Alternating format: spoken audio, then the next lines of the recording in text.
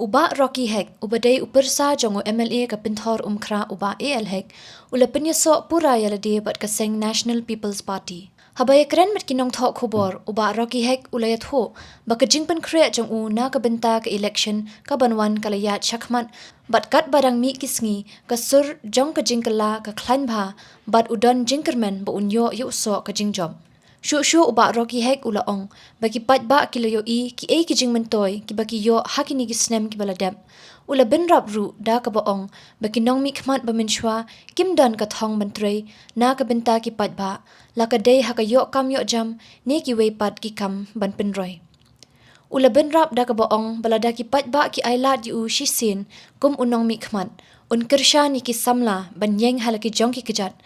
Knang baka jingker du kam kan omdon haka constituency bat haka jilla baro kawai. Inilah rung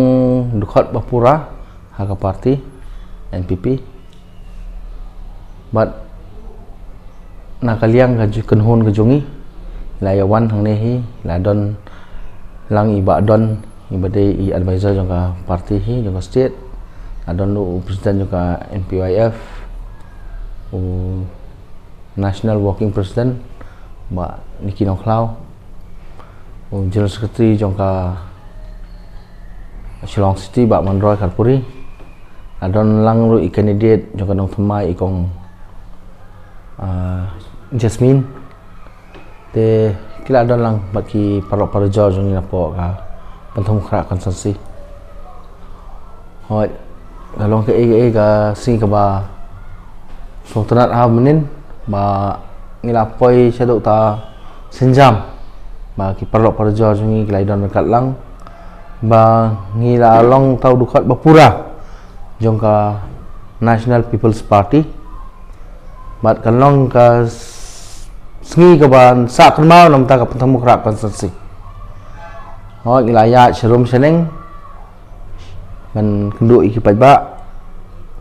siapa pentemu krak konsensi la rumman ki tliwieng hi ina sedang ado ki bana ar lai bana te kumta hi ngipet kidan hi positive response what let's say ngirang non kam syo bangin rung saya ki tliwieng pajba mar ba bun ngilap hi mentang ye shem hi ki pajba bun ki bapang bastom ngi kwa hi bangi nyarap iki ru bangi le hi kat no ka bangila ni nyarap iki te hadu mentahi te long le se kamdan kano gajing ngana mar ba kamde ka konsesi ka bathmai